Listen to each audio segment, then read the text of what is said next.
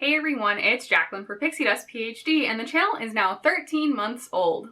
This is our first full month into the second year of posting videos on the Pixie Dust PhD YouTube channel. In this monthly creator update, I'm going to go ahead and touch on some pretty big Disney news. This isn't a news channel, so it won't be thorough coverage by any means, but they're just some things I want to talk with you all about. And then of course we will go over the month 13 as well as the lifetime analytics for the channel. Stay tuned.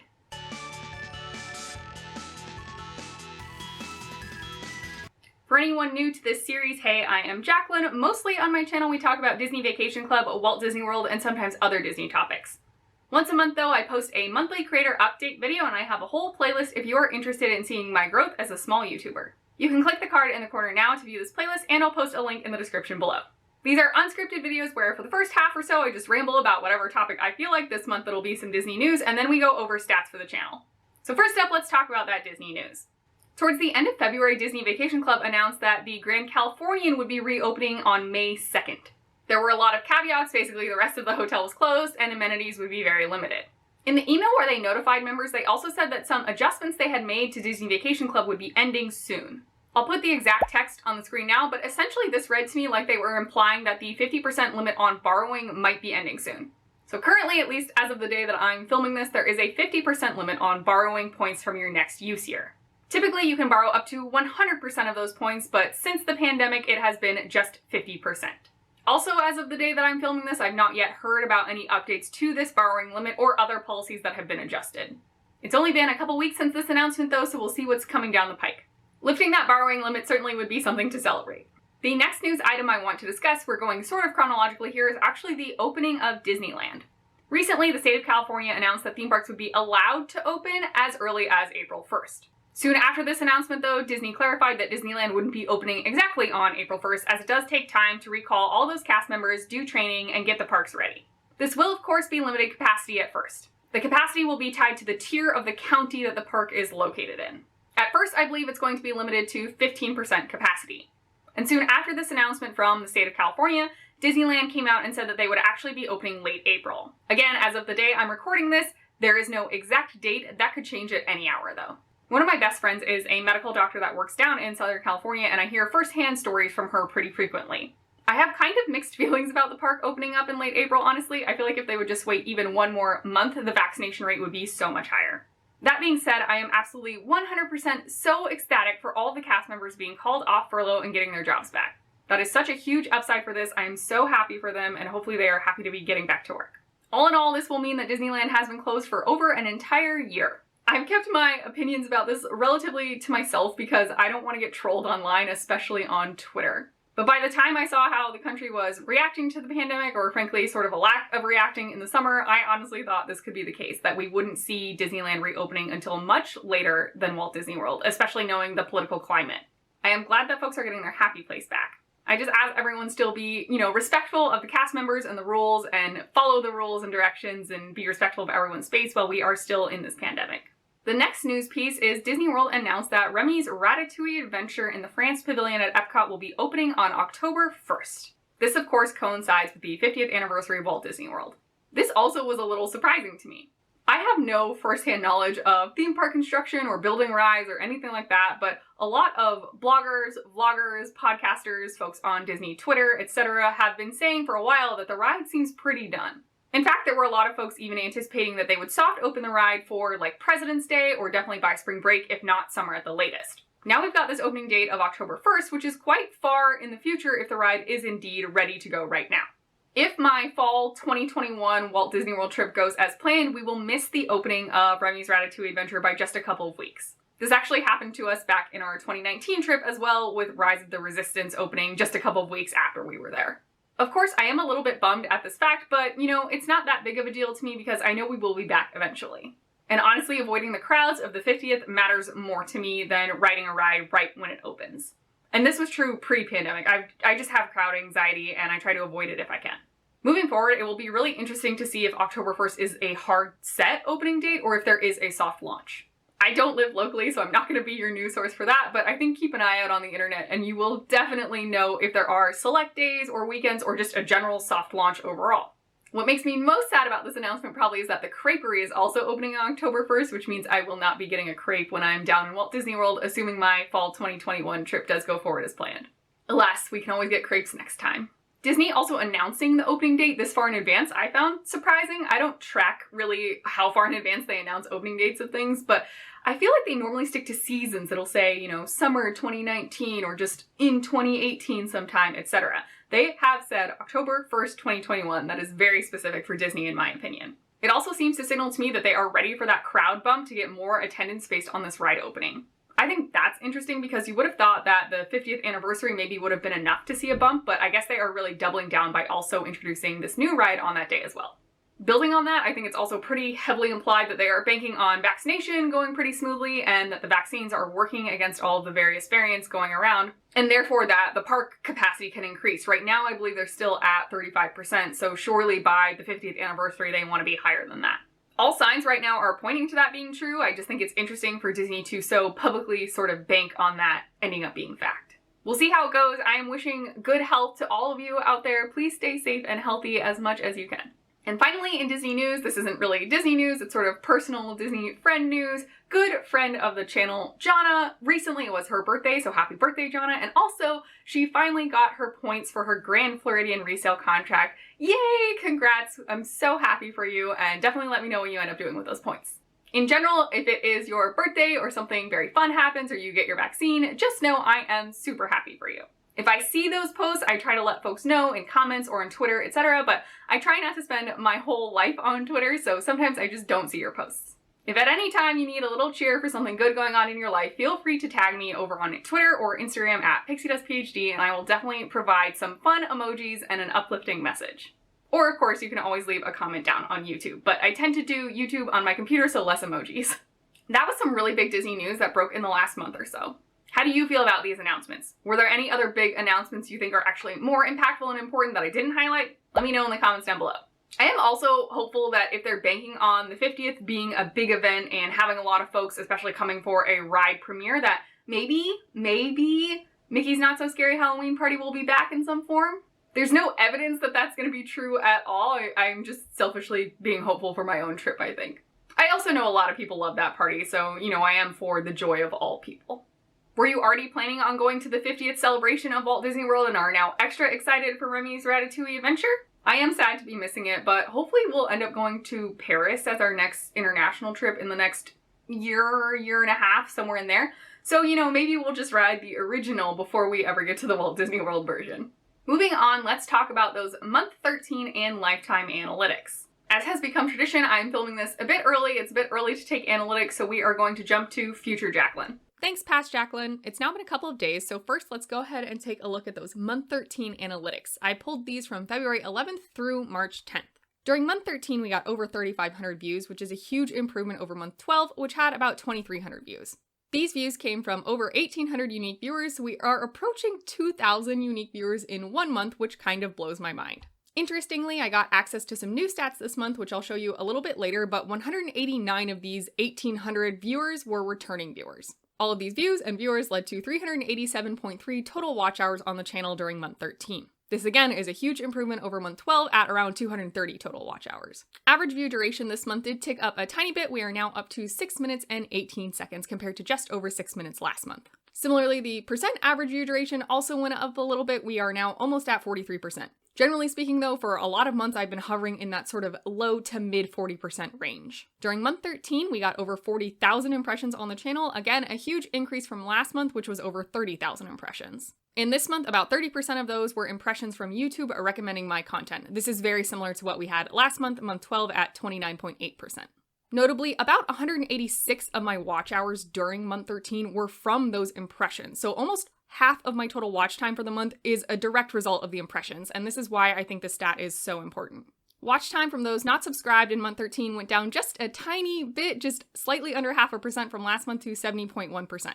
So this basically means 70% of the watch time on my channel from this month came from folks who are not subscribed to the channel. Thanks so much to all of you who are subscribed. It really does mean a lot to me. Obviously, you are all also returning viewers, which I appreciate. I think it's been so fun getting to know some of you. And finally, in month 13, we got 49 new subscribers. This is almost my all-time high for 1 month. You'll notice in month 6 I got 51 new subscribers, which is the high for the channel. I believe this month was my birthday month last year, in which I sort of put a plea out onto Twitter that, hey, I have a YouTube channel. For several months in a row, I had not been getting very many subscribers, and I just asked people to check it out if they were interested, and it seems like that plea worked pretty well.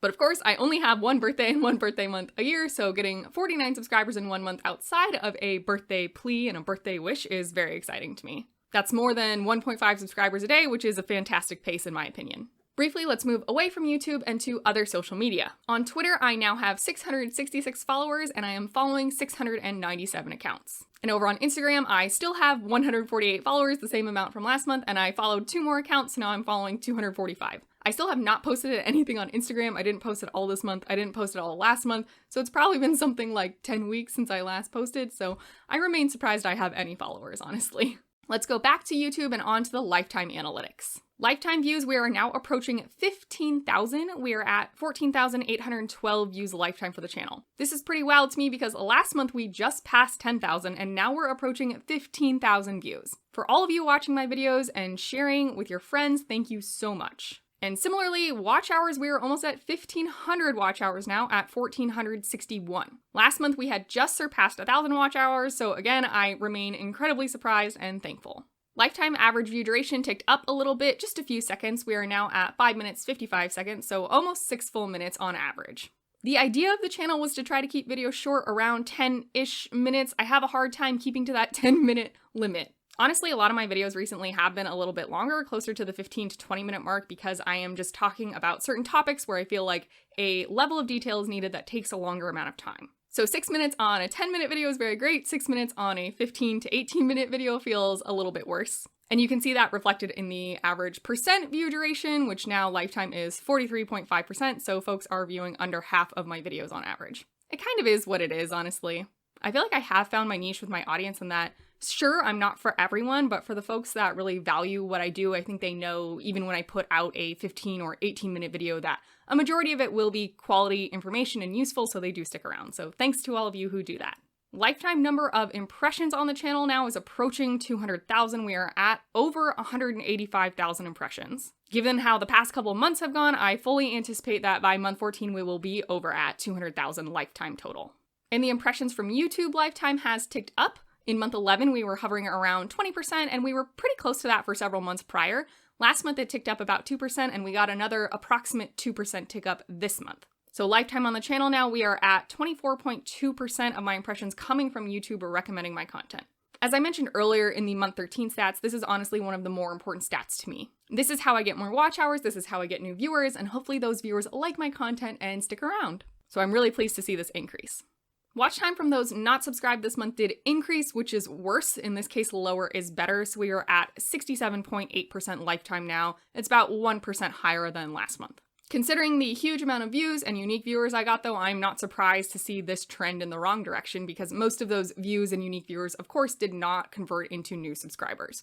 And finally, we are now at 318 subscribers on the channel, so we did break 300 this month. Overall, month 13 on the Pixie Dust PhD YouTube channel was stellar. For the month alone, basically every stat I care about a lot increased compared to month 12. Lifetime on the channel, I also feel like we're doing very well. Lifetime average view duration increased this month, which is great. And importantly, the lifetime percentage of my impressions coming from YouTube recommending my content also increased this month.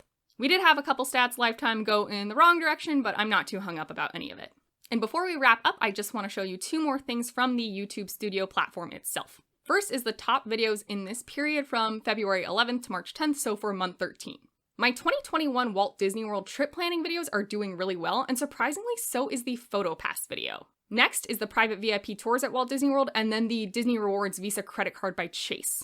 None of my top 5 videos this month are Disney Vacation Club content, and I think that's the first time this has ever happened. And in general, if you're a small YouTuber, I just want to let you all know how surprised I am on the 2021 Walt Disney World trip planning videos. They have done really extremely well. I tend to think about my channel as more Disney Vacation Club focused. That's where I tend to get more interaction with folks. I think that's where I provide a lot of value. But certainly this month, it seems like it's tipped the scales over to Walt Disney World instead of just Disney Vacation Club. Switching this view over to lifetime stats now, you can see that the 2021 Walt Disney World trip planning part 1 video is actually now my top video of all time. For a very long time, those top spots had all gone to DVC content, as you can see with the hidden cost of Disney Vacation Club. This is going over annual dues. how many DVC points should you buy, and what the heck is a use year and why should you care? Those have pretty consistently always been at the top, and that's not true anymore. So I think people really like trip planning videos if you are looking for some content to make that will get you a lot of views. And finally, briefly, I will show you some new and exciting analytics, or at least they're new to me. We're back on month 13 now, and in the audience tab, I have some new information. Previously, I don't believe I had this returning viewers. I check this analytics page at least monthly, so I feel pretty confident when I say that previously I don't believe I had the split between new and returning viewers, so that's some fun new information. Similarly, I now have this chart of when my viewers are on YouTube, and it shows me with density, a darker purple is more folks, when might be a good time to upload videos, for example. Right now, I tend to upload at 3 p.m. Eastern time, which seems like an okay time slot based on this information. It's also telling me other channels that my audience watches, and these all make sense to me. I don't personally watch all of these channels, but I am familiar with all of them. So the Disney Food Blog Guide, DVC Fan, The Diz Unplugged, Jen LaForge, allears.net, Tim Tracker, WDW News Today, Paging Mr. Morrow, and Super Enthused. Moving down this page, I believe I've always had access to watch time from subscribers as well as the top subtitle and closed caption languages, but some of this is new. I don't think I had demographic data on age and gender as well as top geographies. So you can see that a vast majority of my viewers are from the United States, and about 2/3 of my viewers are male while 1/3 is female. And then apparently a vast majority of my viewers are between 35 to 44 years old. So these breakdowns of the demographics and the new and returning viewers as well as when my viewers are on YouTube is all new to me. I don't know if this is something new YouTube implemented for everybody or if I just hit some threshold this month of enough views and enough viewers to where they had enough data to do these breakdowns. If you want me to track any of these metrics and share that in these monthly creator update videos, please let me know in the comments down below. For now, personally, I feel pretty satisfied with the metrics that I have been tracking this entire time, but if any of these are of particular interest to you, I would be happy to throw them in. That's the overview of the month 13 and lifetime analytics, as well as some of these new analytics I got access to this month. As I've mentioned before, I'm very pleased overall, so back to you, past Jacqueline, to wrap things up. Woof! I did take a sneak peek on the day that I am filming this, which again is premature, but I am very certain I had another really fantastic month. That's 2 months back to back that honestly have sort of blown me out of the water. If you are a YouTube creator thinking to yourself, how do I get to months like this? I wish I could help you, but honestly, I don't know. I don't feel like I'm really doing that much different. I did buy a green screen, which has allowed the quality of my videos, the way I'm presenting the information, to increase in my opinion. So now I'll film myself on a green screen and then put my face like in the corner of a PowerPoint background basically, and I like viewing the information that way better than me sitting here and me putting a box next to my face with text. I think it looks sleeker and cleaner and just a tad bit more professional. It also allows me to use spell check in PowerPoint for the background slides, whereas in HitFilm Express, which is the software that I use to edit the videos, if I'm just putting text on the screen, there is no spell check, so I have had a bevy of spelling errors in the past. But other than that, I'm really not sure why the last couple of months have gone well. The planning videos are doing really well, so I guess that's something folks like watching. But other than that, my guess is just time on YouTube and slowly building up that audience. I'm still very far away from having a huge audience by any means, although I am thankful for each and every one of my subscribers. And I think my subscribers really understand the value of my content and the quality of what I'm saying, even if like the video quality is not necessarily that great. I really appreciate all of your interactions on the channel. It honestly does help so much. And especially for any of you sharing my content with any of your friends or colleagues, coworkers, etc. who you think may be interested in it, that is honestly so helpful.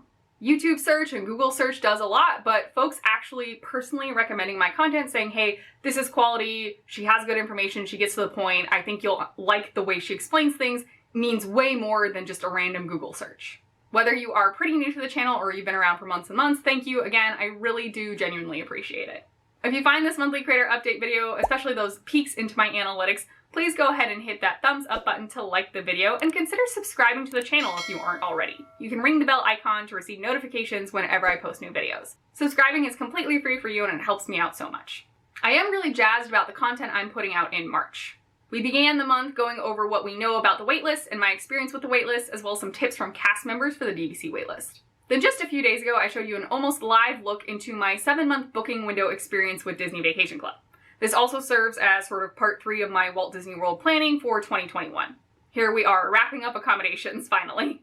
Coming up, we will be finishing out the fast facts for home resorts located at Walt Disney World series by going over Bay Lake Tower. The week after that should be a pretty math-intensive video where we will be looking at the long-term cost analysis of Hilton Head and Vero Beach. Basically, is it worth it to buy those resorts? And the last video of the month, which will be the last day of the month, is myself and my partner ranking the Disney Vacation Club home resorts located at Walt Disney World based on how much we would want to buy a contract there to make it our home resort. I really enjoy filming the videos where my partner is also there providing their input. It's very fun to get a look into their brain and have that genuine interaction. After that, I'm not totally sure what I'm going to post on the channel. As always, if you have any ideas, please let me know in a comment down below. But I hope you're excited about the upcoming content. I honestly think it's some of the best work I've done.